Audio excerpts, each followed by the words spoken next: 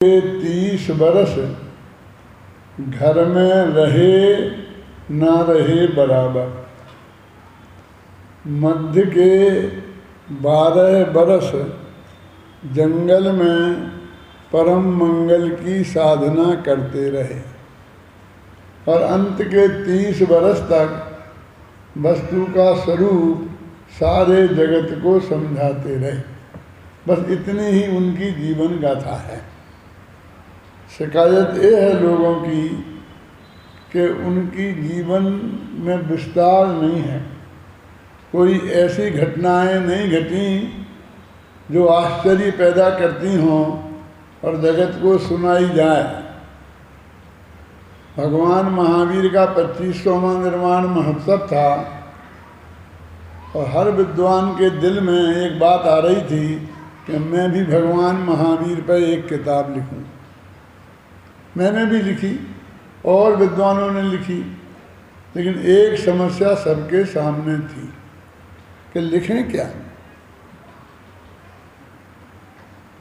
भगवान महावीर के जीवन में ऐसा कुछ है ही नहीं जो लिखने लायक हो।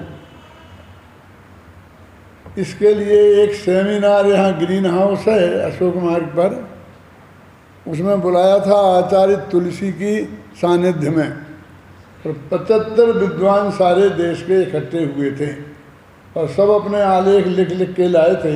मैं भी उसमें शामिल हुआ था। मैंने एक आलेख लिखा था कि भगवान महावीर का जीवन घटना प्रधान क्यों नहीं। सब ये कहते थे, सबने ऐसा रखा कि नहीं है तो विद्वानों का काम है कुछ यहाँ वहाँ से घटनाएं इकट्ठी करके, कुछ राम के जीवन से, कुछ कृष्ण के जीवन से और जोड़ जाड़ के भगवान महावीर का जीवन भी बढ़िया रास रंग से भरा हुआ बना दिया जाए। कुछ ने ऐसा किया भी, एक उपन्यास लिख दिया भगवान महावीर पर, वैशाली का राजकुमार। और महावीर की वो दशा की जो आज के कॉलेजी लड़कों की भी नहीं होती है।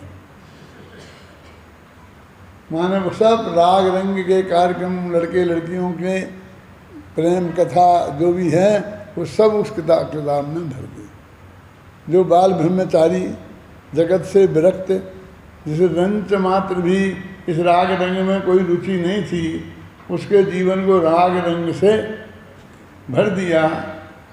मैं किताब का और लेखक का नाम नहीं बताना चाहता हूँ। मैं नहीं चाहता हूँ कि व्यर्थ में ही आपको रुचि अरुचि पैदा हो।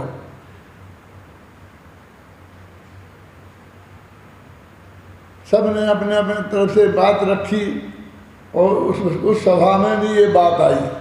जब मेरा नंबर आया तो मैंने ये बात कही कि रिसर्च का विषय तो ये होना चाहिए कि भगवान महावीर का जीवन घटना प्रधान क्यों नहीं है। नहीं है ना, आप कह रहे घटना प्रधान नहीं है, तो रिसर्च का विषय ये होना चाहिए क्यों नहीं है। ऐसा हुआ क्यों, जब और तीर्थंकरों का घटना प्रधान था। ऋषभदेव के जीवन में घटनाएं भरी पड़ी हैं। तो मैंने उस वक्त जो लेख लिखा था उसमें एक वाक्य लिखा था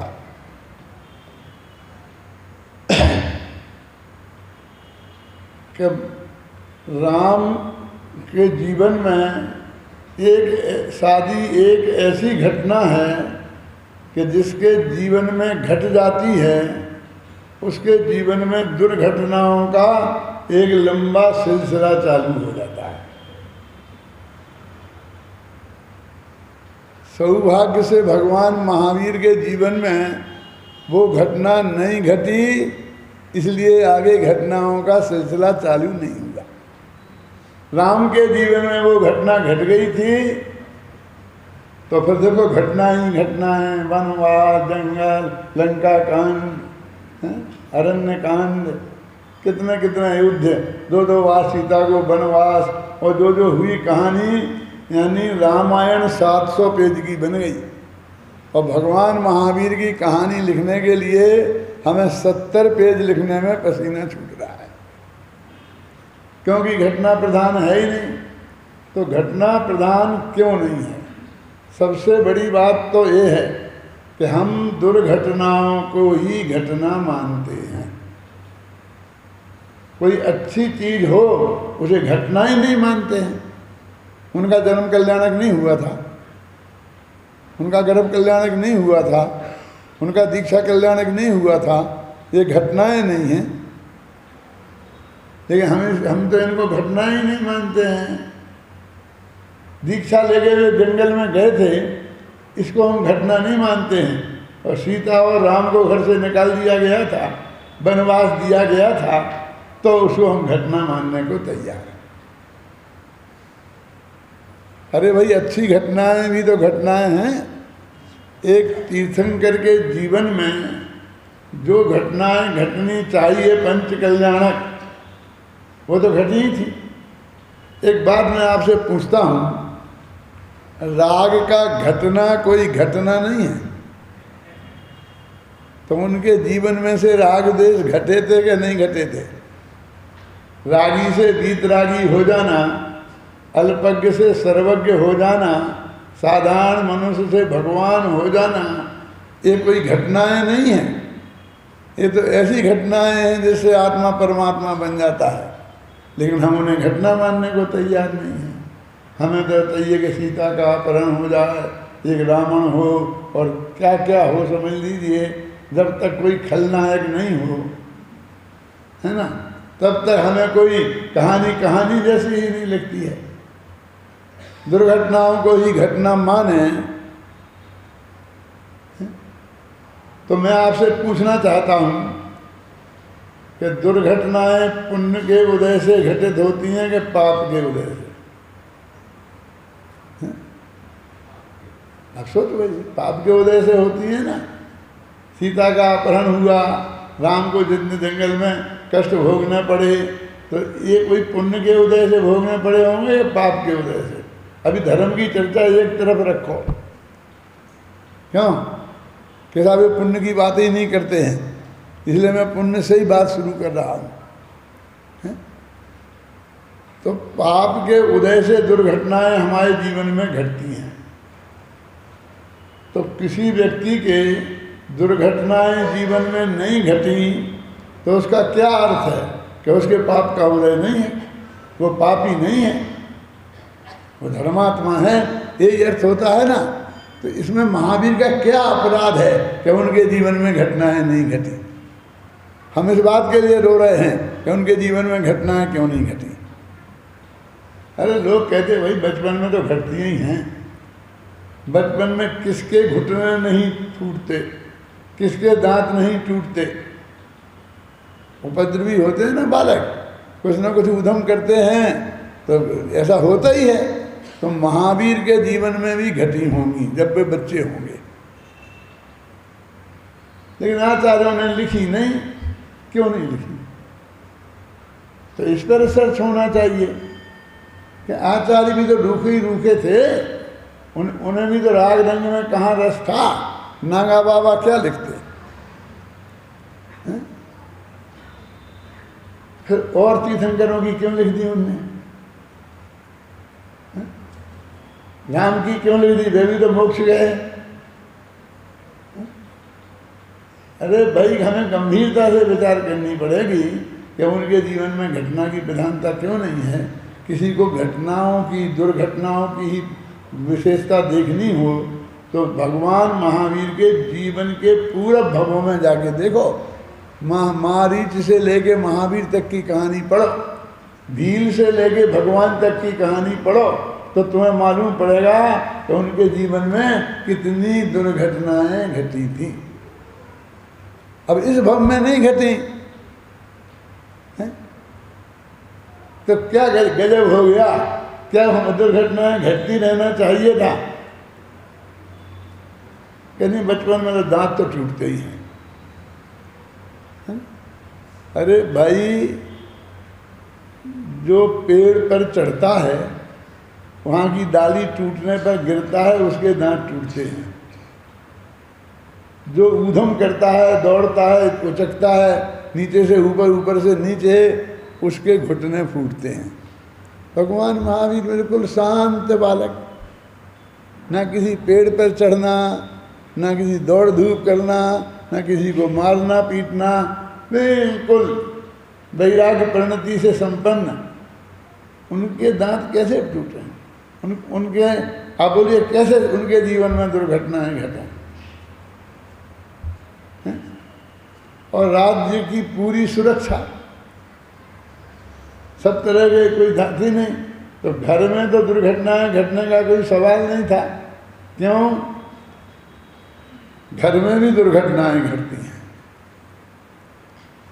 जंगल में घटती हैं पाप के उदय से, और घर में घटती हैं पाप भाव से। राजाओं के मन में पाप आ जाता था, राजकुमारों के मन में पाप आ जाता था, तो किसी दासी को ही नहीं छोड़ते थे। तो वहाँ दुर्घटना घटेगी कि नहीं? उनका अपहरण तो वहीं हो जाता था बेचारियों का। उनकी सील की रक्षा तो उन राजमहलों में भी सुरक्षित नहीं थी। लेकिन भगवान महावीर के राजमहल में भी कोई दुर्घटना उनके साथ नहीं घटी, और जंगल में भी नहीं घटी, क्योंकि पाप का उदय हो तो राजमहल में घटती है, पाप भाव हो तो राजमहल में घटती है। मन में पाप आ जाए ना, खोटा भाव, तो चाहे जिसको पकड़ लें महिला में दासियों को, और मन में पाप का उदय आ जाए तो जंगल में घटती हैं। अब उनके जीवन में न पाप कर्म का उदय था और न पाप भाव था, न राजमहल में घटी और न जंगल में घटी। यानी इसमें आश्चर्य की बात क्या है? हमको इस बात का दुख क्यों हो रहा कि उनके जीवन में दुर्घटनाएं नहीं घटी? उनका एक शांत जीवन था, वैराग्य से भरा हुआ ओतप्रोत जीवन था, इसलिए उनके जीवन में दुर्घटनाएं नहीं घटी। फिर भी हमारे पंडितों ने तो माना ही नहीं, कुछ न कुछ घटनाएं तो चेप ही दी, घबराना नहीं, शांति से पूरी बात सुनना। मैं क्या कहना चाहता हूँ, ऐसा साहित्य का नियम है कि कोई भी महापुरुष हो जिन्हें भगवान नाम देना हो, दिया है ना सबको, बहुतों के नाम, तो उनके लिए दो घटनाएं तो हर एक लोग जोड़ ही देते हैं। कौन सी? एक ये दिखाने के लिए कि वे बहुत संयमी थे, बहुत धर्मात्मा थे, उनके जीवन में पाप भाव नहीं था, दूसरे की माँ बहन को खोटी निगाह से देखना वो नहीं जानते थे। इसके लिए वे ध्यान में बैठाएंगे उन्हें और कुछ देवांगनाओं को लाके नचाएंगे, चाहे वो नीलांजना हो चाहे और हो। वे आएंगी सुरग की देवांगनाएं और नाच नाच कर उनको रिझाएंगी और उन्हें भ्रष्ट करने की कोशिश करेंगे, और अंत में वो भ्रष्ट नहीं होंगे तो ये सिद्ध हो जाएगा कि उनके राग नहीं था। ये सिद्ध करने के लिए कि उनके जीवन में राग नहीं था, खोटा भाव नहीं था, कैसे सिद्ध करें बोलो? कुछ ना कुछ चाहिए था सिद्ध करने को, तो उनके जीवन में कोई राग भाव नहीं था। ये बताने के लिए देवांगनाओं को खूब नचाएंगे और अंत में उनके परीक्षा में पास हो जाएंगे। वो सारी देवांगना हाथ पैर जोड़ेंगी और उस दिन के उन्हें केवल ज्ञान हो जाएगा और छोटा मोटा ज्ञान हो जाएगा। इस तरह एक घटना तो है। और दूसरी एक वे जंगल में ध्यान कर रहे होंगे और बस आएंगे राक्षस, पत्थर बरसाएंगे, आगी लगाएंगे, ये करेंगे, डराएंगे, धमकाएंगे। तो एक सी घटनाएं होती हैं।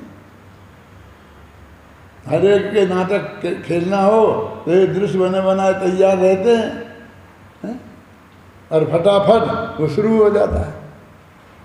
देखो भगवान महावीर का पंचकल्याण कोई करने को तैयार नहीं है, और आदिनाथ का सब करने को तैयार है।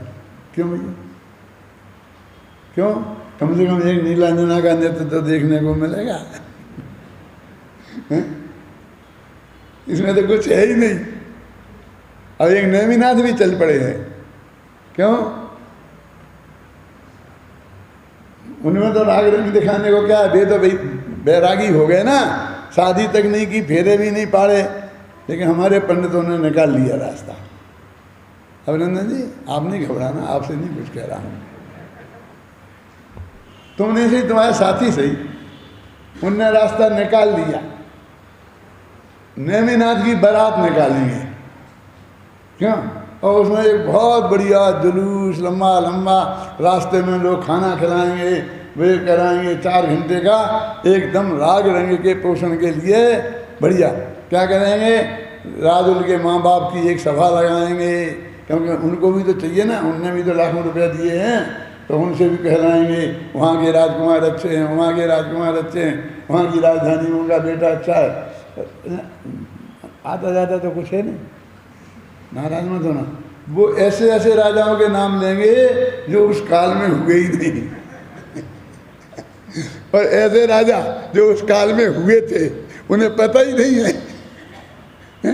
एक कमरे में बैठ के और संवाद लिख दो तो फटाफट लिख देंगे कि वो राजा अच्छा है, वो स्वास्थ्य उसका कमजोर है, उसका ये है, उसका ये है, इसका ये क्या है। खेल तमाशा करते कि नहीं करते? मेरा कहने का मतलब वो राग रंग के लिए स्थान निकालेंगे। अब महावीर को बेचारे में क्या है, उसमें कहीं निकालने की गुंजाइश ही नहीं है। ना देवांगनाओं को नचा सकते हैं, क्यों? इसलिए ना जो महिलाएं हमारी हैं ना पूजा पाठ में बैठने वाली, ना उन्हें कुछ मजा आता है, थोड़ा बहुत नाचने का मौका उन्हें भी तो मिलना चाहिए, और ना पुरुषों को आता है, स्वाहा स्वाहा करते रहते। अरे भाई तीर्थंकर का है की बात है, तो तीर्थंकर के में वैराग्य नहीं होगा तो किसके में वैराग्य होगा? हैं? फिर किसका बताएंगे हम? इसमें दुख की क्या बात है कि तीर्थंकर का जीवन घटना प्रधान नहीं है,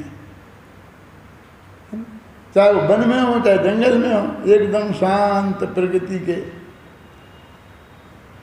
और जैसे कि मैंने कहा कि पूरब भव में तो कितने कितने दुर्घटनाएं उनके साथ घटी ही हैं। ये सारा जगत दुर्घटनाओं को भी घटना मानता है और फिर कहता है कि भगवान महावीर के जीवन में कोई घटनाएं नहीं है, तो लिखें क्या? हमारे लिखने के लिए कुछ ना कुछ तो चाहिए। उपन्यास लिखना है तो थोड़ा सा राग रंग तो उनमें उसमें होना, कहानी लिखनी है, काव्य लिखना है तो उसमें श्रृंगार रस का वर्णन तो चाहिए।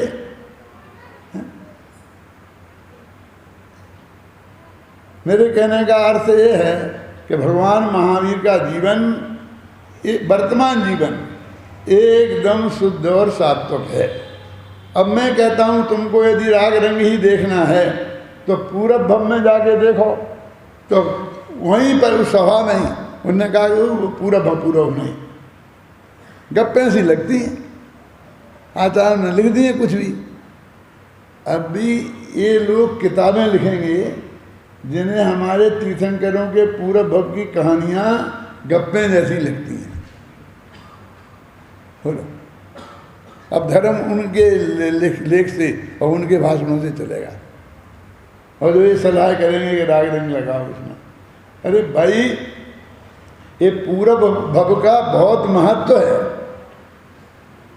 क्या महत्व है?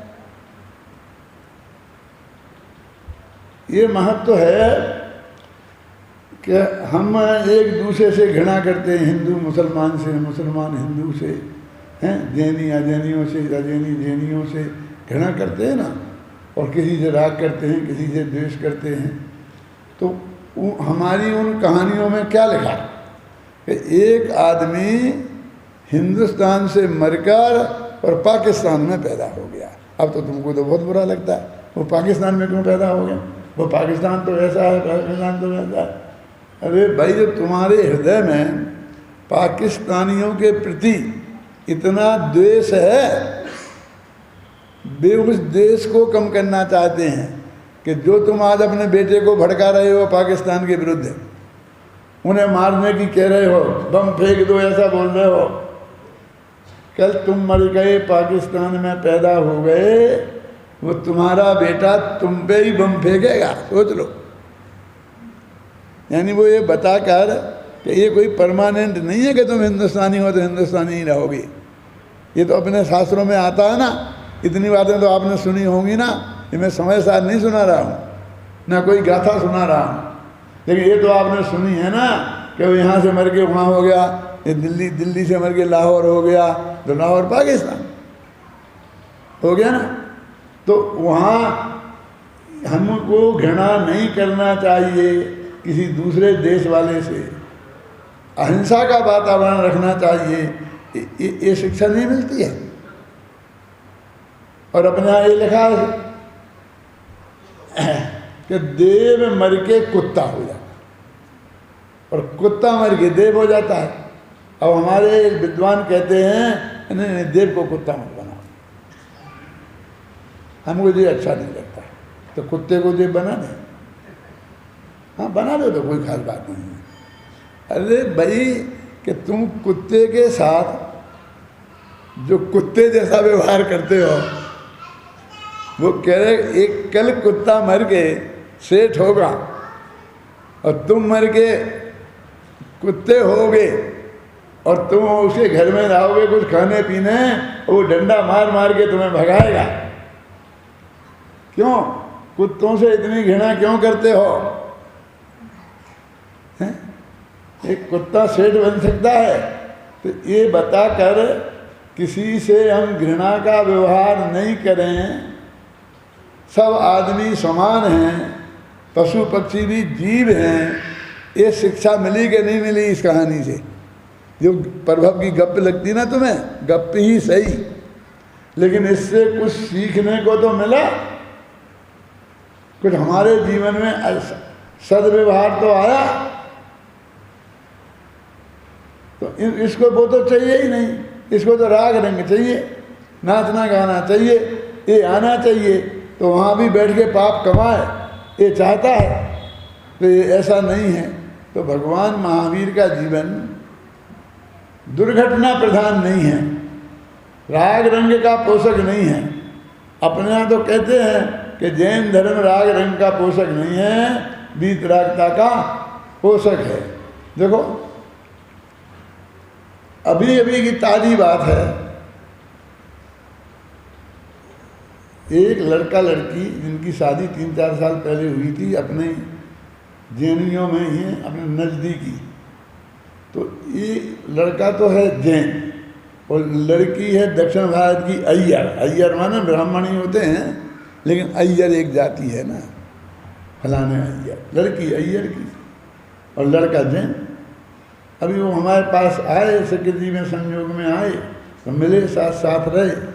तो उनने बताया कि लड़की ने बताया कि मैं तो अय्यर हूँ। कोई बात नहीं है, क्या कि देखो अभी क्या रहा नहीं कुछ, सब बिगड़ते जा रहे हैं। क्यों? अय्यर से शादी कर ली तो बिगड़ गया?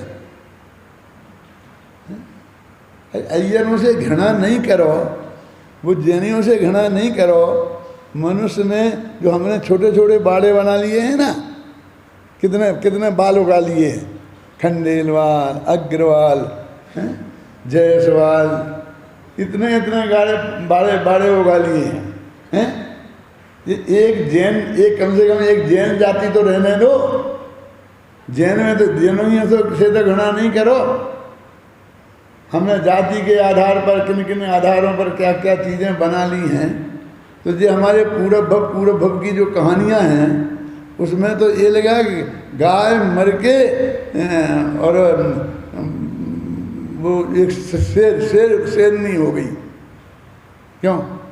तो वो कोई किसी से घृणा नहीं करे। कोई मर के कुछ भी हो सकता है, मरने के बाद हो सकता है, तो मरने के पहले नहीं हो सकता। जैन धर्म में धर्म परिवर्तन के लिए जगह नहीं है। यदि वो लड़की अय्यर से जैन बन गई तो क्या नुकसान होगा? तो हम तो उसको भ्रष्टता मानते हैं, वो भ्रष्ट हो गया है। तो हमारे शास्त्रों में ये सब बातें लिखी हैं। क्यों? कि कौन से कहाँ, किस राजा ने किससे शादी की, उसने किससे की, उसने उससे की। तो ये जो है ये चीज़ें हमसे हटाती हैं। ये वर्तमान योग के जो कहानी किस्से हैं, जैसे तुम कहानी किस्से कहते हो, उनने हमारे लिए एक बहुत मार्मिक चीज़ सिखाने की कोशिश की है। तो उन चीज़ों को देखो आप पूरा प्रभव में। ऋषभदेव के सगे पोते, देखो अब समझना उस व्यक्ति को कि जो तीर्थंकर का पोता और चक्रवर्ती का बेटा मारीच था ना, और इतने अच्छे परिणाम कि अपने दादा के साथ दीक्षा ली। ऋषभदेव ने दीक्षा ली तो उनने भी दीक्षा ले ली, बाप ने नहीं ली, भरत चक्रवर्ती ने।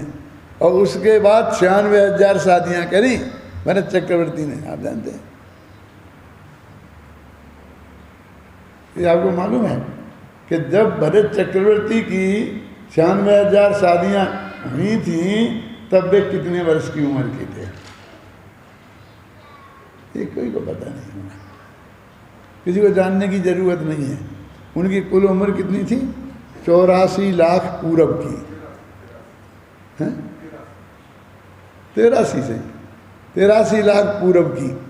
वो 83 लाख पूरब की आयु अब मेरे जो पूरब मूरब मेरी समझ में नहीं आते, तुम्हारे में आते हैं। तो मैं ज़रा बताता हूँ सरल करके। अपन तो गणित सीखते हैं ना, तो उसमें समझ लो 1 लाख पूरब माने 1 बरस है ना। तो कितने हुए? 83 बरस के, माने उनकी कुल उम्र 83 बरस की थी। माने 83 बरस में आदमी उसमें बुजुर्ग होकर के गुजर जाते थे।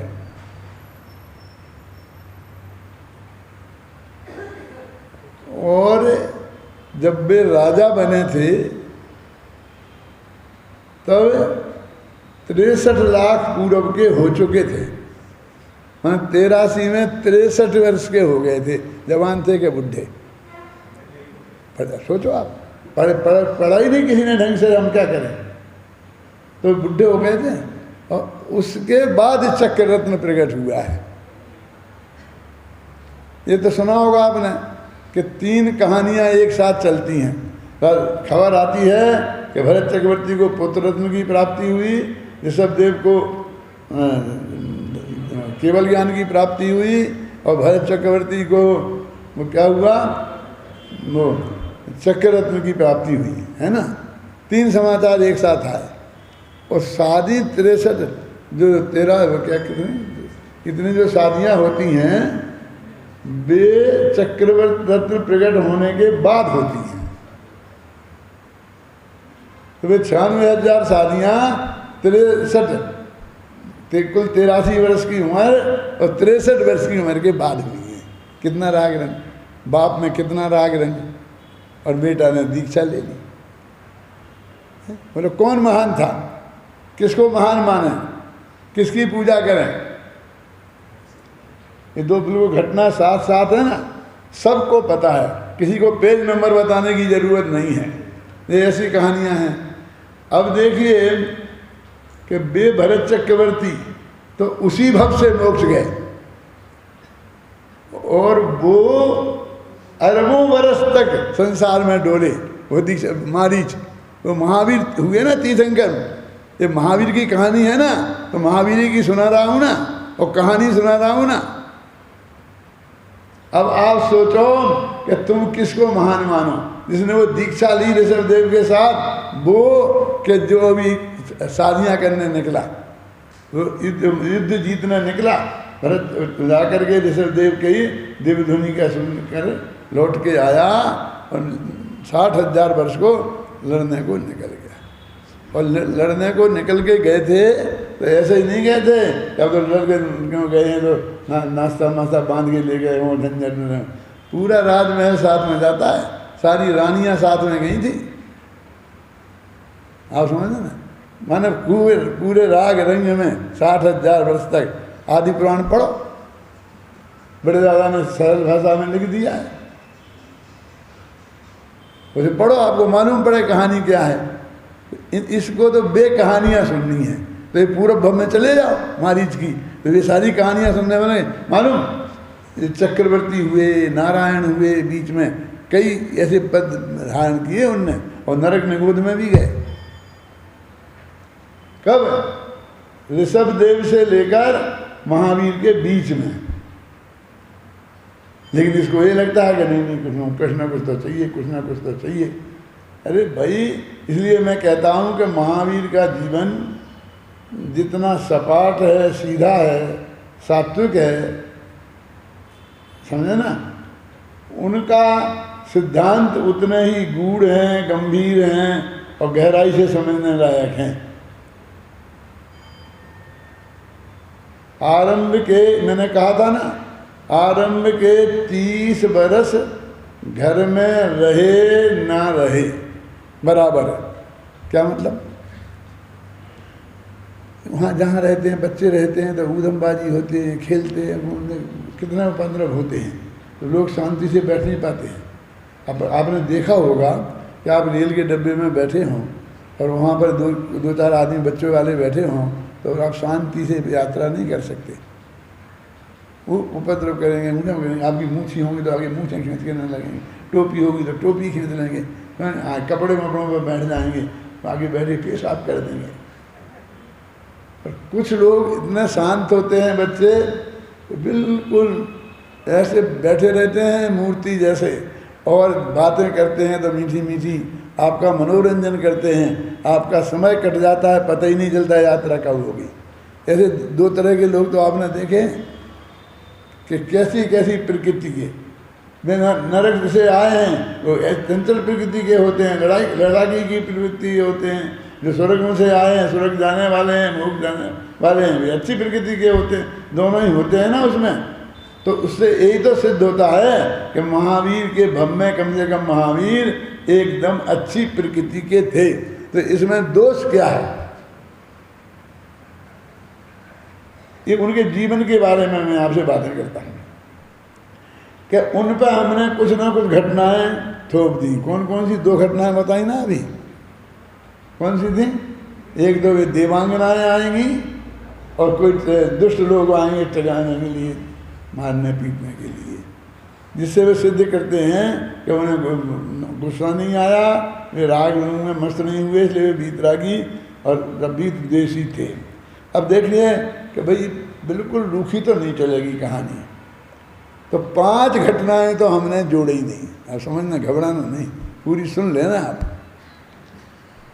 अभी अपन 8 दिन हैं, सब बातें करेंगे। कुछ पूछना हो तो मेरे से पूछ भी सकते हैं आप, यदि आप लोग चाहेंगे तो समझ में अपन चर्चा के लिए भी रख लेंगे। तो उनने कहा 5 नाम, उनके नाम भाग्य से 5 थे। कौन कौन थे?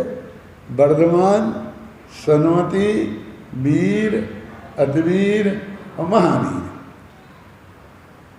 तो अब बताओ कि क्यों ये नाम कैसे थे?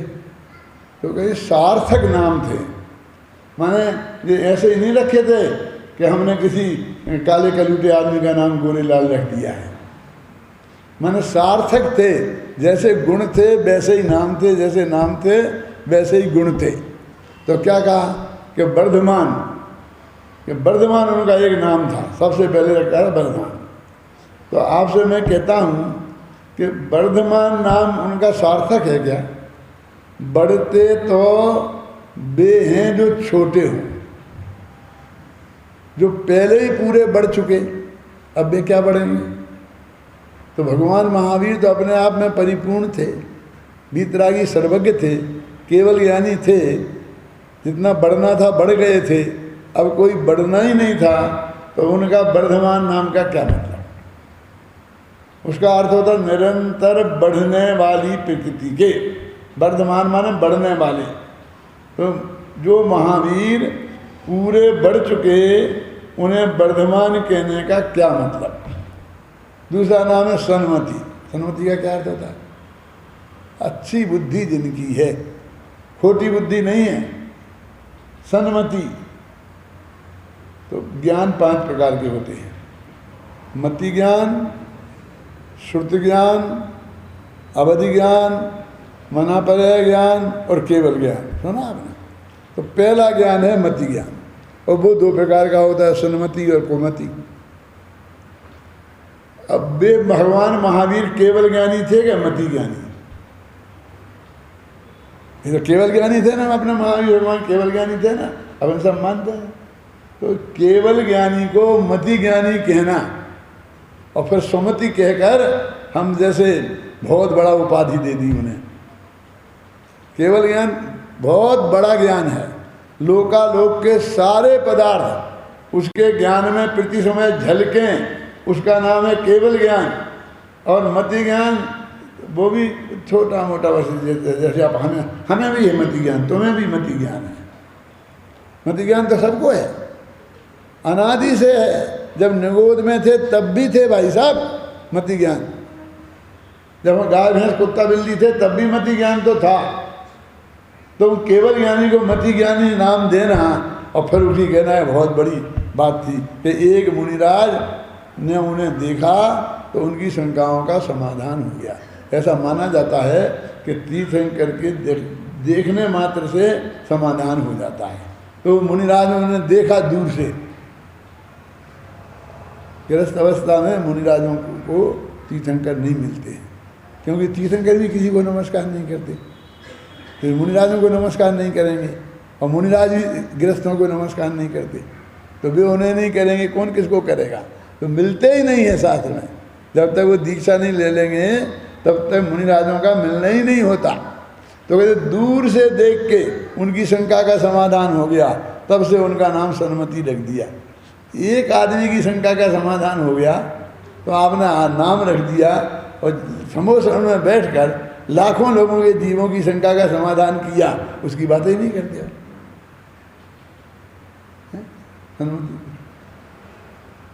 फिर और लगा वीर अतिवीर बहुत ताकत वाले। बस खत्म करूँगा जल्दी, ज़्यादा नहीं है भैया, विकल्प मत करो ज़्यादा, आपको मज़ा आएगा भविष्य में तो लंबा भी करूँगा नहीं आएगा तो फिर मैं संक्षेप में कर दूँगा, और क्या है मेरे को। तो कहते पोथी 3 प्रकार की, छोटी बड़ी मझोल, और जब जैसा मौका लगे तब तैसी दी खो। चिंता की बात नहीं है।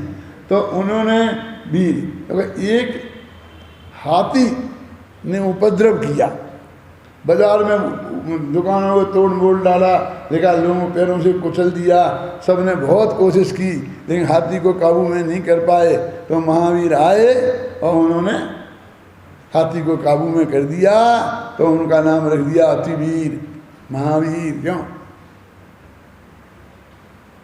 क्या भाई, एक जानवर को बस करने से कोई अतिवीर हो जाता है, महावीर हो जाता है?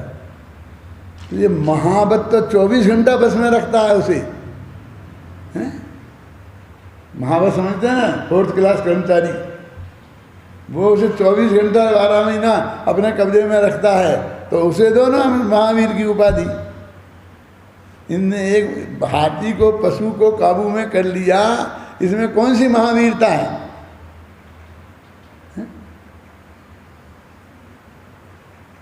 हो सकता है कि एक बालक राजकुमार को हाथी में बस करना कोई बड़ी बात हो, और जनता ने तब उनको किया होगा जब वो बच्चे थे, और तब उन्हें हाथी को बस में किया था, तो उन्हें महावीर की उपाधि दी होगी। जब अपन लोग पढ़ते हैं ना, तो अपन को भी बहुत पुरस्कार मिलते कि नहीं मिलते हैं?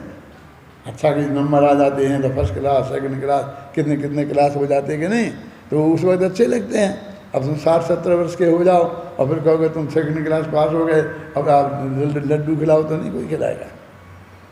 तो महावीर के लिए एक हाथी में बस करना, एक सांप को बस में करना और उन्हें ये उपाधियां दे देना समझदारी का काम है। सपेरे हमेशा सांपों को बस में रखते हैं और महावत हमेशा हाथियों को बस में रखते हैं। यदि उपाधि देनी है तो सपेरों को दी जानी चाहिए हैं और महावतों को दी जाना चाहिए, लेकिन आज तक किसी ने महावत को और किसी सपेरे को वीर अतिवीर की उपाधि नहीं दी। तो ये जो उपाधियां उनको दी गई और नाम रख दिए गए, ये भी कौन सी उनकी महिमा को बढ़ाते हैं? लेकिन हमको वही बच्चे देते हैं, सांप को बस में कर लिया। ऐसे क्यों? ये सांप और हाथी का चक्कर क्या है? अकेले महावीर के नहीं, श्री कृष्ण के साथ भी, राम के साथ भी, जितने भगवान हैं सब भगवानों के साथ वही करना। हिंदुस्तान में पहले सांप बहुत रहते थे, ये सफेरों का देश कहलाता था, समझे ना। आप जानते हैं आदमी के एक बच्चा होता है, तीर्थंकर अकेले ही होते हैं ना अपने माँ बाप के। फिर जाकर के हम देखते हैं कि और जो होते हैं कुत्ते बिल्ली, इनके चच्चा होते हैं। और जाके बड़े सांप के लाखों एक बार होते हैं, लाखों सांप के बच्चे एक बार में पैदा होते हैं। और सर्पणी का ऐसा नेचर होता है कि वो सारे को इकट्ठा घेर के वो एक साथ खा जाती है।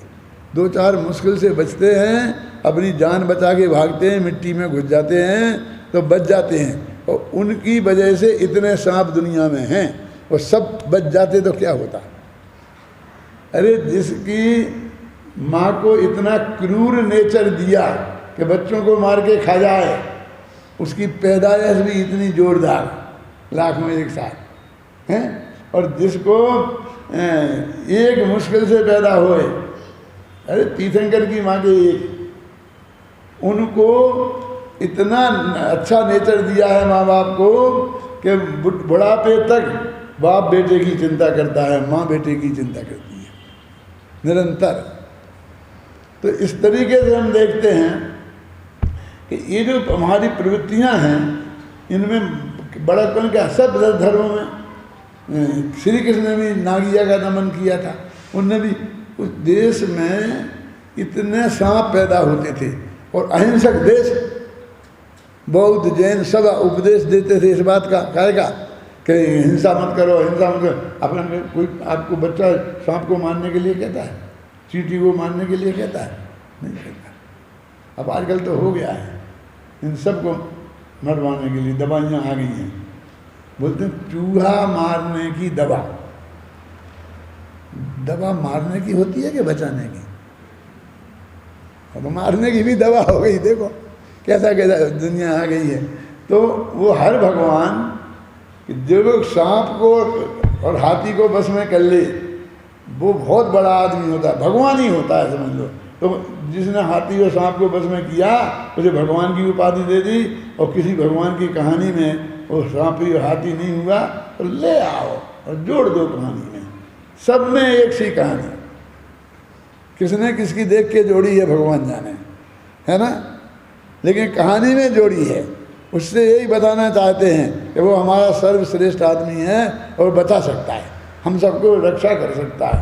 तो ये कहानी ये भी ऐसी नहीं लगती हैं, सभी के साथ एक साथ जुड़ने की वजह से महावीर के जीवन को घटना प्रधान बनाने के लिए ये सब जोड़े गए हैं। लेकिन घटना प्रधान मैं कहता हूँ काय के लिए बनाना, क्योंकि हमारे दिमाग में घुसा हुआ है कि जितनी घटनाएं हों और उनने जीत लिया हो, कबड्डी में भी जीते हों, फिर क्रिकेट में भी जीत गए हों, फिर और कौन कौन खेल होते हैं उनमें भी जीत गए हों, तो बहुत बड़ा आदमी हो जाता है। जीतना जीतना, और यहाँ तो कहते हैं अपने को जीतना है, राग देश को जीतना है। यहाँ तो लड़ना ही नहीं है, लड़ना ही हार है क्यों? लड़ाई लड़ना ही हार है।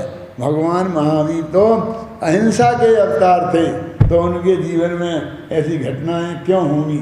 यदि आपको देखना है तो उनके जीवन में जो पवित्रता थी, उनके जीवन में जो सिद्धांत उन्होंने दिए हैं जिससे हमारा कल्याण हो सकता है, वो उनकी विशेषता है।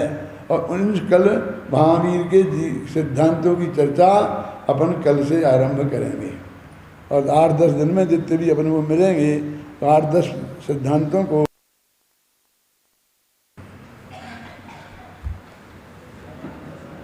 हाँ।